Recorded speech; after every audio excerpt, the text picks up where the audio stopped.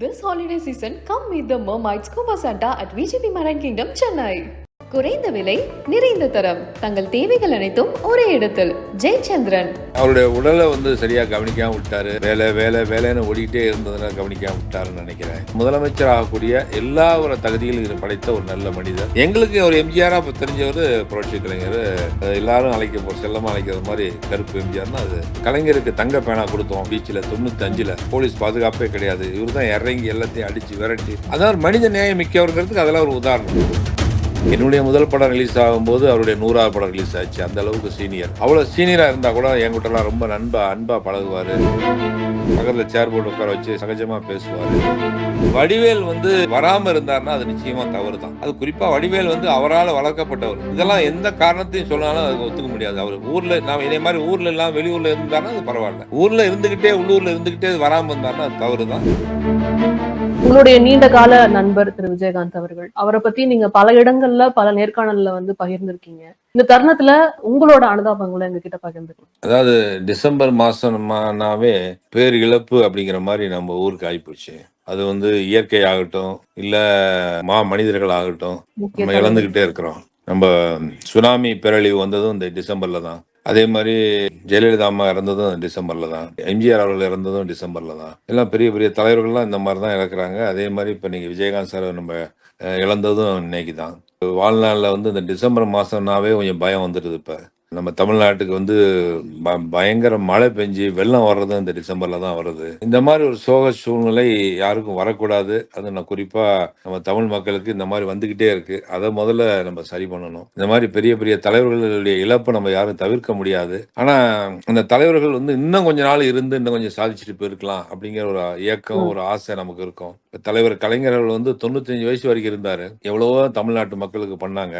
ஆனா இன்னொரு 5 வயசு இருந்து 100 வயசை கடந்துதான் நல்லா இருக்குங்கிற ஆசை எங்களை போன்ற அந்த கட்சியில இருந்த பணியாற்றிய தொண்டர்களுக்கு இருக்கும். அந்த மாதிரிதான் விஜயகாந்த் சார் அவர்களுக்கும் சக நண்பராகவும் ஒரு ரசிகனாகவும் ஒரு சக நடிகனாகவும் அவங்க கட்சியில இருக்கிற தொண்டர்கள் போல எல்லாருமே இதை தான் நினைப்பாங்க. இன்னும் கொஞ்ச நாள் இருந்து மக்களுக்கு பணியாற்றிக்கலாமே அப்படின்னு. அவருடைய உடலை சரியா கவனிக்காம விட்டாரு. வேலை வேலை வேலைன்னு ஓடிக்கிட்டே இருந்ததுனால கவனிக்காம விட்டாருன்னு நினைக்கிறேன். அது ஒண்ணுதான். இல்லைன்னா அவர் ஒரு எம்எல்ஏவாகி எதிர்கட்சி தலைவராகி ஒரு நிச்சயமா ஒரு முதலமைச்சர் ஆகக்கூடிய எல்லா ஒரு தகுதிகளும் படைத்த ஒரு நல்ல மனிதர், ஒரு நல்ல தலைவர். அவர் முதலமைச்சர் ஆகாம போனதுக்கு ஒரு சின்ன ஏக்கம் எங்களுக்கெல்லாம், எங்க திரைப்பட துறையில இருக்க எல்லாருக்குமே. அதான் இந்த இறுதி சடங்குல அந்த அரசு மரியாதையோட அவருக்கு அந்த இறுதி சடங்கு பண்ணது ஓரளவு ஆறுதல் அளிக்குது. அந்த தகுதி அவருக்கு இருக்கு. இந்தியாவில் இருக்கிற எல்லா தலைவர்களும் அவருக்கு இன்னைக்கு பிரைம் மினிஸ்டர்ல இருந்து சீஃப் மினிஸ்டர்ல இருந்து எல்லாருமே அவருக்கு அஞ்சலி செலுத்தினாங்க அப்படிங்கிறது ஒரு ஆறுதலா இருக்கு.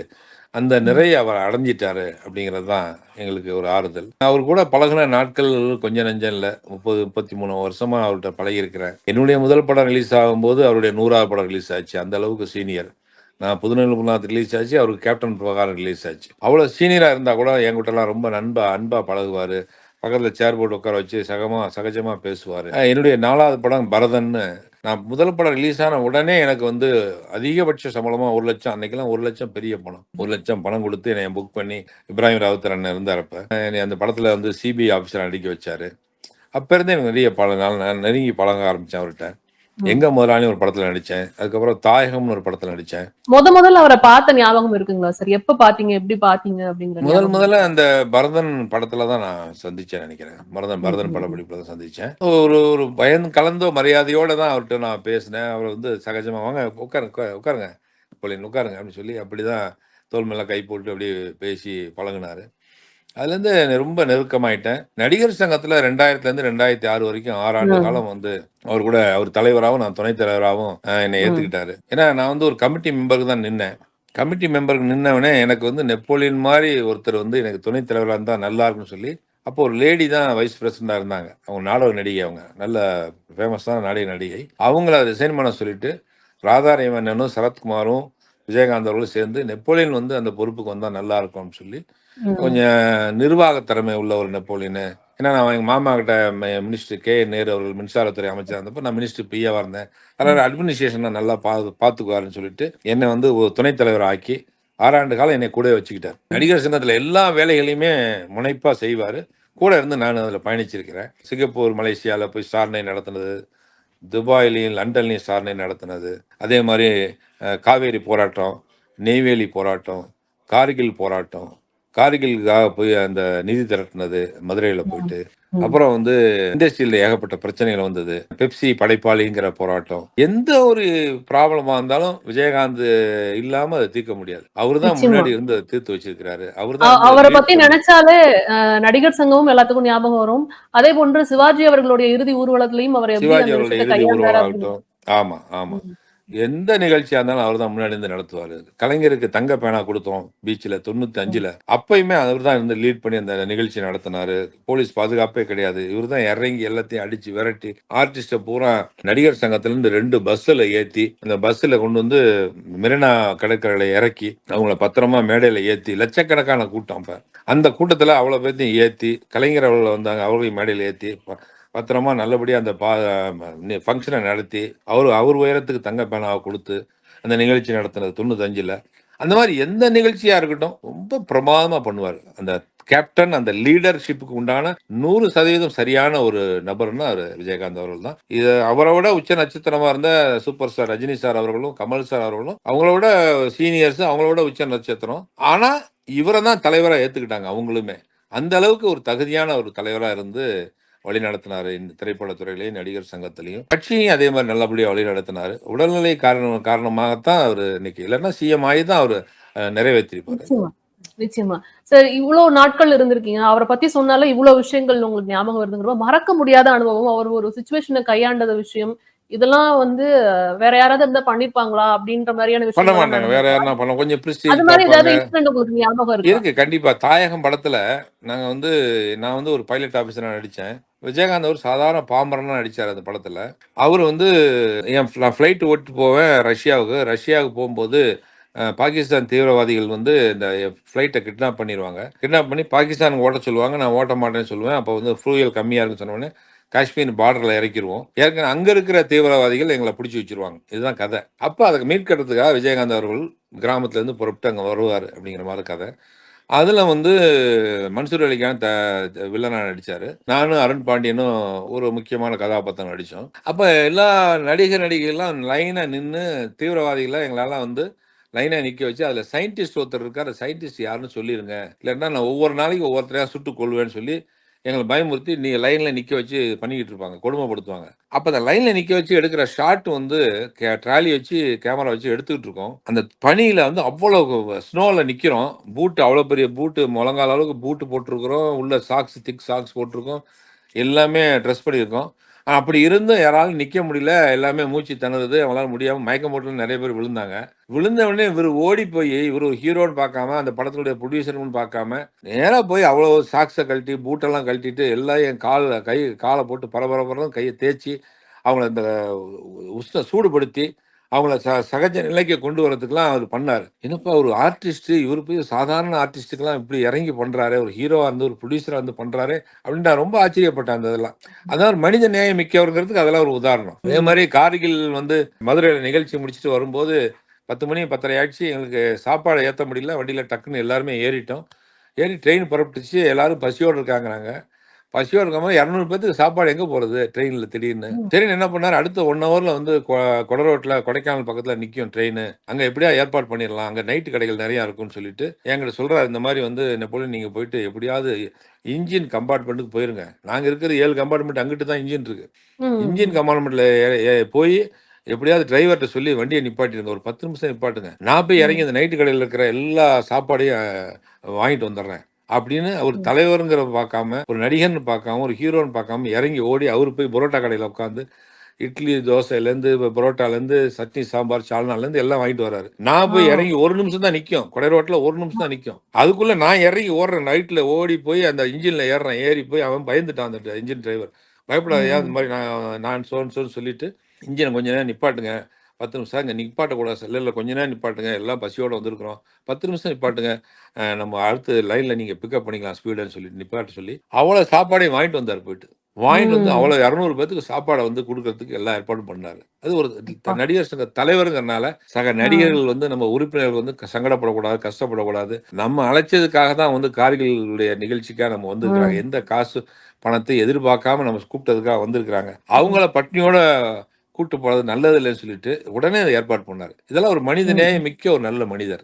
இதுதான் நான் நிச்சயமா, ஒவ்வொரு நேரம் இந்த மாதிரி நிறைய நிகழ்வுகள் இருக்கு நான் பார்த்திருக்கேன். ஒரே ஒரு விஷயம் மட்டும் இங்க பேசக்கூடிய விஷயமா தான் இருக்கு. அது உங்ககிட்ட கேட்டா சரியா இருக்கும்னு நினைக்கிறேன். ஏன்னா நீங்க ரொம்ப நாளா அவர் கூட வந்து பயணிச்சிருக்கீங்க அப்படிங்கிறதுனால, தமிழகத்துல பேசப்படுற ஒரு விஷயம் முக்கியமான நடிகர் ஒருத்தர் வடிவேலு அவர்கள் வரவே இல்ல அப்படின்னு சொல்லி மக்கள் தங்களோட ஆதங்கத்தை வந்து வெளிப்படுத்துறாங்க. இது சம்பந்தமா நீங்க எதுவும் சொல்ல விரும்புறீங்களா? தெரியலைங்க. எனக்கு உண்மையிலேயே நான் அமெரிக்கால இருக்கேன். யார் ம், வந்தா, யார் வரல இத பத்தி எனக்கு எதுவுமே தெரியாது.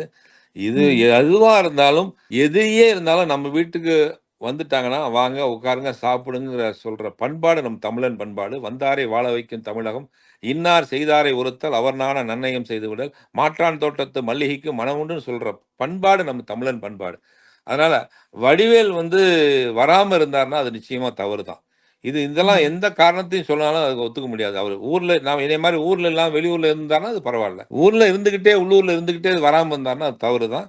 அது மாரி யார் வராம இருந்தாங்களா எனக்கு தெரியாது. அது குறிப்பா வடிவேல் அவரால வளர்க்கப்பட்டவர். அவசியம் வந்திருக்கணும். அது என்ன காரணம் எனக்கு தெரியாது. எங்க ஊர்ல ம். இருக்காரா? இல்லையா? எனக்கு எதுவுமே தெரியாது. வடிவேல் எனக்கு நண்பர் தான். அது ம். மாரி இருந்தாலும் நானே கூப்பிட்டு, "ஏன்பா நீ போகாம இருக்க? போன்னு" நானே சொல்லுவேன் உரிமையா. ம். ம். எனக்கு தெரியாது. என்ன நடந்திருக்குன்னு தெரியாது. ம். நாங்க அமெரிக்கால இருக்கிறேன். எனக்கு முழுமையா தெரியாது என்ன நடந்ததுன்னு. நிச்சயமா, நிச்சயமா சார். இல்ல இது இங்க தமிழக மக்களோட ஆதங்கமா இருந்தது. நீங்க ரொம்ப நாள் அவர் கூட பயணிச்சதுனால, அவர பத்தி தெரியுமே அப்படிங்கிறதுனால தான் இந்த கேள்விய உங்க முன்னாடி வச்சேன். கண்டிப்பா, கண்டிப்பா. இல்ல அந்த மாரி வடிவேல் அந்த மாரி நினைச்சிருக்க மாட்டார்ன்னு தான் என்னுடைய ம். நினைக்கிறேன். ஏற்கனவே ம். எனக்கு 10, 15 நாளைக்கு முன்னாடியே, 1 மாசம் முன்னாடியே வடிவேலு போயி, அ வ விஜயகாந்த் அண்ணன போய் பார்த்த மாரி எனக்கு ஒரு செய்தி கேள்விப்பட்டேன். அது எந்த அளவுக்கு உண்மைன்னு எனக்கு தெரியும். இதெல்லாம் தாண்டி 2 பேருமே அரசியல் அதாவது 2005ல அவர் வந்து தன்னுடைய கட்சிய ஆரம்பிச்சாரு. நீங்களும் அந்த டைம்ல வந்து நான் எம்.எல்.ஏ.வா உங்களுடைய இருந்தேன். நான் எம்.எல்.ஏ.வா இருக்கும்போது அவர் ஆமா. கட்சி உங்களுடைய ஆரம்பிச்சாரு. இதுல நான் எம்.எல்.ஏ.வா பிஸியாவே இருக்கும்போது தான் இருந்தீங்க. ஆ. அந்த ச அந்த தேமுதிக கட்டடம் இப்ப இருக்கே, அது நான் எம்.எல்.ஏ.வா இருக்கப்ப என் தொகுதி தான் அது. நான் வில்லிவாக்கம் ம். தொகுதி எம்.எல்.ஏ.வா இருந்தேன். அப்பதான் அந்த கட்டடம் கட்டப்பட்டது. ம். நெறைய ம். ம். நிகழ்வுகள் அவரும் நானும் நெருங்கி பழகியிருக்கோம். நெறைய ம். பேசியிருக்கோம்.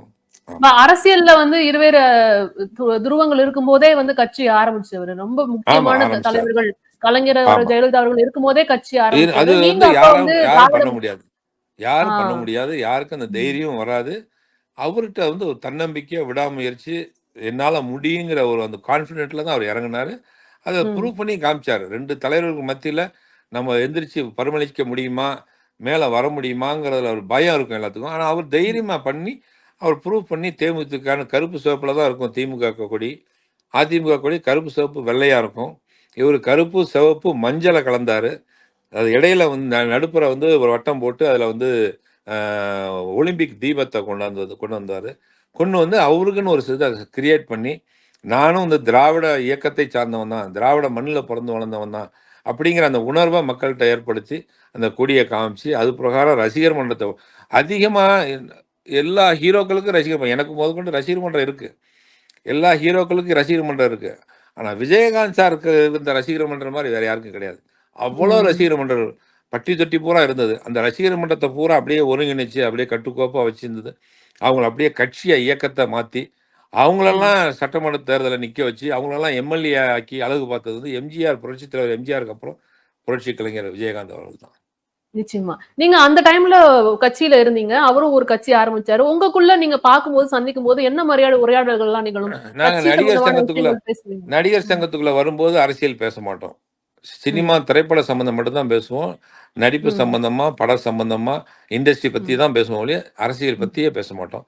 ம். ம். கிளம்பிய போயிட்டு அவங்க பாட்டு அவங்க கட்சி வேலைய பார்ப்பாங்க. நாங்க எங்க கட்சி வேலைய பார்ப்போம். அப்படித்தான் இருந்தோம். ஆனா எங்க ம். பார்த்தாலும், நேரா பார்த்தா, எந்த கல்யாண நிகழ்ச்சியில பார்த்தாலும் சரி, வேற எந்த இண்டஸ்ட்ரி நிகழ்ச்சியில பார்த்தாலும் நல்ல சகஜமா பேசிக்குவோம், பழகிக்குவோம். அதெல்லாம் ம். எப்பயுமே நம்ம ஃப்ரெண்ட்ஷிப்பா ஒரு அண்ணன் தம்பியா தான் நாங்கலாம் பழகுனோம். போன வருஷம் நான் வந்தப்ப கூட அவர விஜயகாந்த் அண்ணன பார்க்கணும்னு சொல்லி கேட்டவுடனே, அண்ணி பிரேமலதா பர்மிஷன் குடுத்தாங்க. உடனே நான் ம். பார்த்துட்டு, அவர்ட்ட ம். பழைய நினைவுகள்லாம் ரொம்ப பேசி, பகிர்ந்துட்டு, ரொம்ப சந்தோஷப்பட்டு, அப்படித்தான் வந்தோம் நானு. அதெல்லாம் நான் நிச்சயமா. என்னைக்குமே அத நாங்க அவர விட்டு பகிர்ந்துக்கிட்டீங்க. குடுக்க மாட்டோம். அதுல கடந்த நேர்காணல்ல கூட சொன்னீங்க, "பாக்க போறேன்" அப்படின்னு சொல்லியிருந்தீங்க. ஆமா, சோ ஆமா, ஆமா. ஆமா. அப்பவே அவர் வந்து உடல்நிலை சரியில்லாம தான் இருந்தாரு. கிட்டத்தட்ட அவரு அவரு அவரு ஒரு 4, 5 வருஷமாவே அப்படித்தான் இருக்காரு. ம். சரியாயி வந்துருவாருங்கிற நம்பிக்கையில நாங்க இருந்தோம். இப்படி ம். நம்ம இழந்துருவோங்கிறத எதிர்பார்க்கல நாங்க. ம். பெரிய ம். ம். அதிர்ச்சி தான் அது. நீங்க பார்க்கும்போது, கடைசியா பார்க்கும்போது என்ன மாரியான உரையாடல் நடந்ததுன்னு தெரிஞ்சுக்கலாமா? ஏன்னா, நம்ம ஒரு தைரியமான ஒரு மனிதர், ஆக்டிவா இருக்கிற ஒரு மனிதர வந்து அப்படி பார்க்கும்போது நம்மளுக்கு ஒரு ஒரு சங்கடம் இருக்கும் இல்லையா? நீங்க ரொம்ப பார்க்கும்போது கஷ்டமா, உங்களுக்கு ரொம்ப எப்படி இருந்தது? ரொம்ப சங்கடமா இருந்தது. ரொம்ப கஷ்டமா இருந்தது.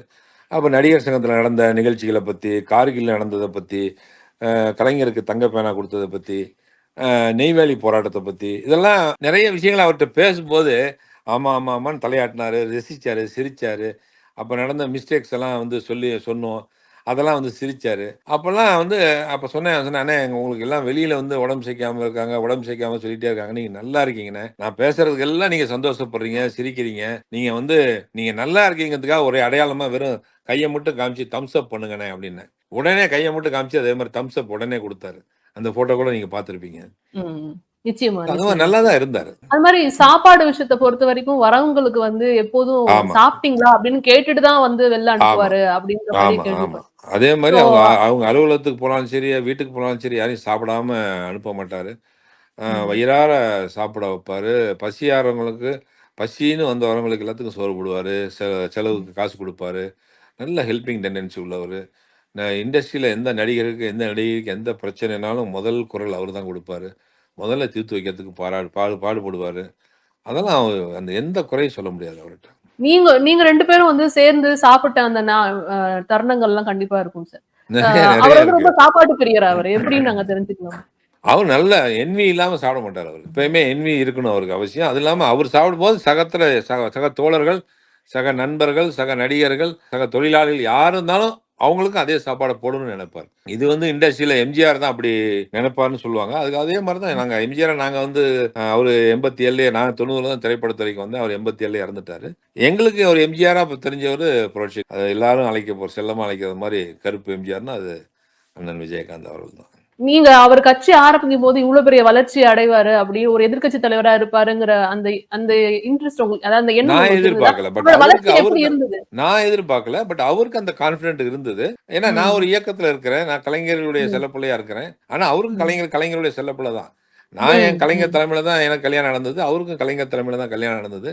அப்படிலாம் ம். இருந்தவர் தான். ஏதோ ஒரு சில கருத்து வேறுபாடுகள் காரணமாக அவரு டக்குன்னு ஒரு கட்சிய ஆரம்பிச்சாரு. கட்சி ம். ஆரம்பிச்சு கண்டிப்பா அவரு சிஎம் ஆகுங்கிற கான்ஃபிடென்ட்ல தான் வந்தாரு. அவரு ம். வந்துட்டு 99% நினைச்சதெல்லாம் சாதிச்சாரு. அந்த சிஎம் மட்டும் ஆக முடியல அவரால. காரணம் ஆ. உடல்நிலை சரியில்லாம போனதுனால. மத்தபடி நீங்க நல்ல மாற்றுக் வளர்ச்சி. கட்சியில இருக்கிறப்ப, அவருடைய வளர்ச்சி ஒரு எதிர்க்கட்சி தலைவரா வந்து உட்கார்றாரு அப்படிங்கிறப்ப அபரிதமான உங்களுக்கு எப்படி வளர்ச்சி. இருந்தது? ம். அபரிதமான வளர்ச்சி தான். அபரிதமான வளர்ச்சி தான். அவரு ஒரு விருதாச்சலத்துல முதல்ல எம்எல்ஏவா நின்னாரு. நான் வில்லிவாக்கத்துல நின்னது மாரி அவரு விருதாச்சலத்துல நின்னாரு. அ நின்னு அதுவும் எப்படின்னா, எல்லாரும் நெனைச்சாங்க அவரு சொந்த ஊர் மதுரை தான் நிப்பாருன்னு நெனைச்சாங்க. இல்லன்னா பிரேமதானி வந்து வேலூர் சைடு. அதனால அவங்க மாமனார் வீட்டு சைடுல நிப்பாங்க. அந்த ஏரியால நிப்பாருன்னு நெனைச்சாங்க.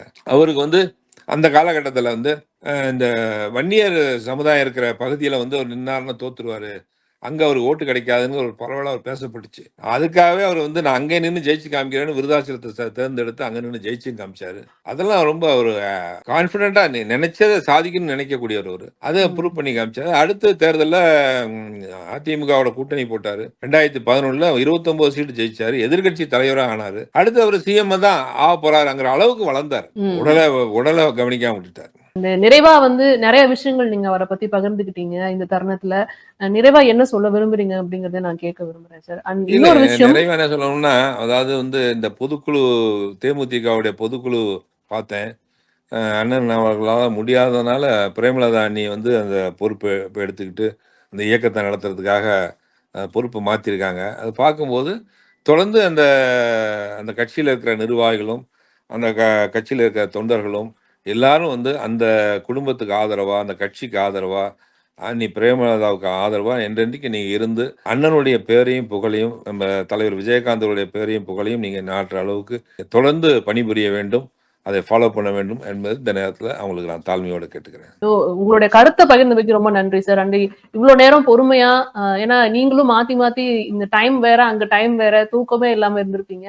நைட் ஃபுல்லா வந்து தூங்கல. 2 எங்களுக்காக நாளாவே தூங்கலம்மா. 2 நாளா தூங்கல. புரியுது என்ன சார். பண்றது? உங்க முகத்த மனசு ஃபுல்லா பார்த்தாலே அங்க தான் தெரியுது. இருக்கு. மனசு ஃபுல்லா அங்க நிச்சயமா, தான் இருக்கு. நிச்சயமா. ரொம்ப நன்றி உங்களோட அண்ணா நேரத்திற்கு. அண்ணனுடைய ஆத்மா சாந்தி அடையட்டும். நன்றி சார். சரிம்மா. ரொம்ப நன்றிம்மா. நன்றி. This holiday season, come meet the Mermaids Scuba Santa at VGP Marine Kingdom, Chennai. குறைந்த விலை, நிறைந்த தரம். தங்கள் தேவைகள் அனைத்தும் ஒரே இடத்தில். ஜெயச்சந்திரன்.